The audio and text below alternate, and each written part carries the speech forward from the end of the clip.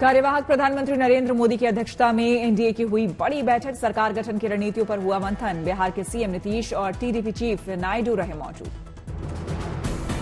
PM आवास पर हुई एनडीए की बैठक। बीजेपी सांसद अमित शाह, राजनाथ सिंह, जेपी नड्डा बैठक में हुए शामिल। सरकार गठन को लेकर दिल्ली में हलचल तेज। नीतीश कुमार और चंद्रबाबू नायडू पर टिकी निगाहें। एनडीए की बैठक के बीच टीडीपी प्रवक्ता का बड़ा बयान। कहा, हमारे नेता ने साफ किया है कि बीजेपी के साथ रहेंगे। एनडीए की बैठक में नरेंद्र मोदी को चुना गया गठबंधन का नेता। मीटिंग में सर्वसम्मति से पास हुआ प्रस्ताव। 7 जून को पेश करेंगे सरकार बनाने का दावा। राष्ट्रपति ने की 17वीं लोकसभा भंग। कैबिनेट की सिफारिश के बाद किया फैसला। मोदी ने राष्ट्रपति को सौंपा इस्तीफा। राष्ट्रपति ने नई सरकार के कार्यभार संभालने तक पद पर बने रहने का किया था अनुरोध। 7 जून को होगी एनडीए की मीटिंग। संसद भवन में होगी बैठक। गठबंधन के नेता और सांसद रहेंगे मौजूद। 8 जून को होगा प्रधानमंत्री शपथ ग्रहण समारोह। पीएम मोदी तीसरी बार लेंगे शपथ। राष्ट्रपति द्रौपदी मुर्मू की तरफ से केंद्रीय मंत्रिमंडल को दी गई विदाई डिनर। राष्ट्रपति भवन में हुआ भोज। दिल्ली में इंडिया गठबंधन की हुई बैठक। खड़गे ने कहा, जिन्हें संविधान पर भरोसा वो हमारे साथ आए। शरद पवार, उद्धव, ममता, अखिलेश, स्टालिन समेत गठबंधन की बड़ी बैठक में हुए नेता शामिल। कांग्रेस अध्यक्ष ने कहा, चुनाव का जनादेश मोदी के खिलाफ। संजय राउत ने इंडिया अलायंस को लेकर दिया बड़ा बयान। कहा, राहुल चाहें तो बन सकते हैं पीएम पद के उम्मीदवार। हमारे पास भी आंकड़ा है, हम भी अभी 250 तक तो है। लोगों ने हमको 250 सीट दी और सरकार बनाने का मैंडेट है। इंडिया गठबंधन के घटक आप के नेता संजय सिंह ने बीजेपी पर साधा निशाना। कहा, नैतिकता के आधार पर मोदी दें इस्तीफा। लोकसभा चुनाव परिणाम को लेकर बोले आरजेडी नेता तेजस्वी यादव। कहा, किंग मेकर बनकर उभर रहा बिहार। सरकार जो भी आए, जो किंग मेकर, वो कम से कम बिहार को विशेष राज्य का दर्जा दिलाए। राम मंदिर को लेकर भी तेजस्वी ने याद दिलाई बीजेपी की चुटकी। कहा, अयोध्या से राम का आशीर्वाद हमें मिला, बीजेपी को नहीं। आप सब लोग देख सकते हैं, तो अयोध्या में राम जी का आशीर्वाद तो इंडिया गठबंधन को हम लोगों को मिला। जेडीयू नेता जमा खान ने सीएम नीतीश कुमार की तारीफ की। कहा, बिहार की जनता उनके साथ। मोदी 3 सरकार को लेकर सूत्रों के हवाले से बड़ी खबर। लोकसभा अध्यक्ष का पद मांग सकती है टीडीपी। मंत्रिमंडल में भी कई अहम मंत्रालयों की मांग कर सकती है टीडीपी। स्वास्थ्य, शिक्षा और वित्त राज्य जैसे मंत्रालयों पर नजर। एनडीए के भविष्य को लेकर बोले टीडीपी चीफ चंद्रबाबू नायडू। कहा, मैंने कई बदलाव देखे हैं, हम एनडीए के साथ ही रहेंगे।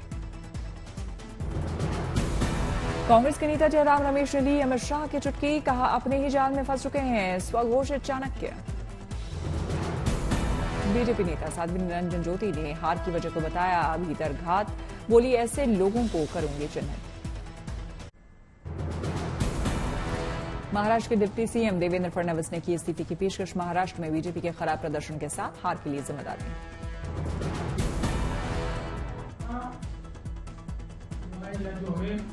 एक प्रकार से हार मिली है, हमारी सीटें कम हुई है, इसकी पूरी जिम्मेदारी ये मेरी है। मैं इस जिम्मेदारी को स्वीकारता हूं।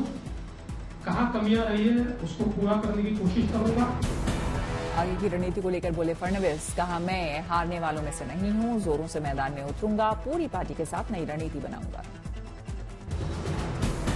फडणवीस के इस्तीफे की पेशकश पर बोले सीएम शिंदे। कहा, चुनावी हार सामूहिक जिम्मेदारी, तीनों पार्टियों ने चुनाव में मिलकर काम किया। महाराष्ट्र के वोट शेयर पर बोले सीएम शिंदे। कहा, मुंबई में महायुति को 2 लाख से ज्यादा वोट मिले, हार के कारणों की ईमानदारी से समीक्षा की जाएगी। आरपीआई चीफ रामदास अठावले ने सियासी अफवाहों को लेकर दी सफाई। कहा, एनडीए का कोई साथी इधर उधर नहीं जाएगा, अफवाहें फैलाई जा रही हैं। बीजेपी जीत पर बोले ओडिशा चीफ मनमोहन सामल। कहा, बहुत खुशी की बात है कि जनता ने हमें दायित्व दिया। बिहार के डिप्टी सीएम सम्राट चौधरी ने नीतीश कुमार को बताया बिहार का सबसे बड़ा नेता। बोले, नीतीश कुमार के नेतृत्व में बिहार की सीटें एनडीए ने जीती। आरएलडी चीफ जयंत चौधरी ने नीतीश कुमार को बताया गंभीर राजनीतिक नेता, कहा देश को दिशा देने वाले नेता है नीतीश कुमार।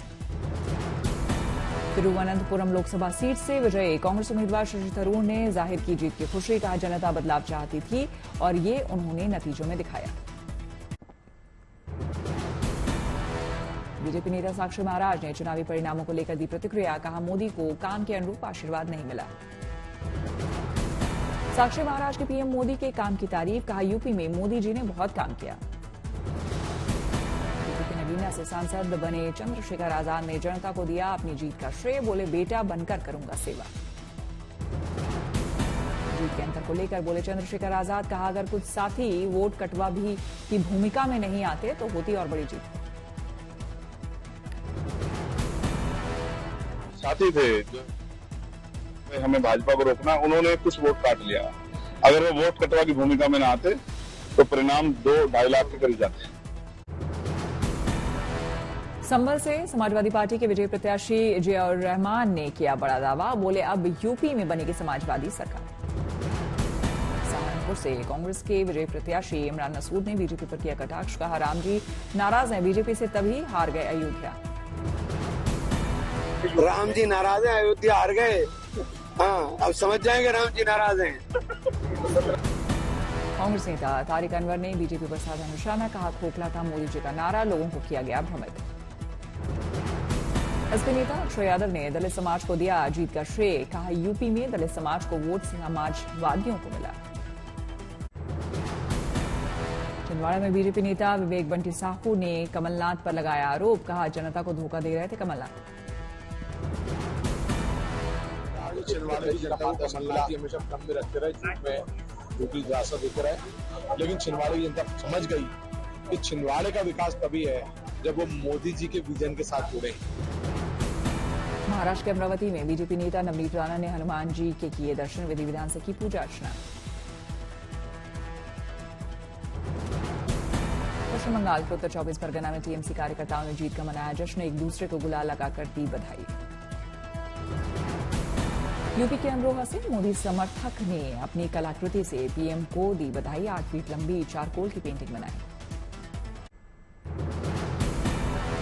पीठ लोकसभा चुनाव में बीजेपी उम्मीदवार पंकजा मुंडे को बड़ा झटका, शरद पवार गुट एनसीपी के बजरंग सोनवणे से मिली मात।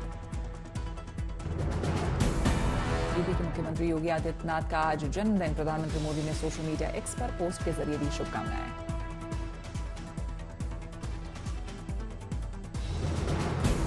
नवीन पटनायक ने राजभवन में की राज्यपाल से मुलाकात, मुख्यमंत्री पद से सौंपा इस्तीफा।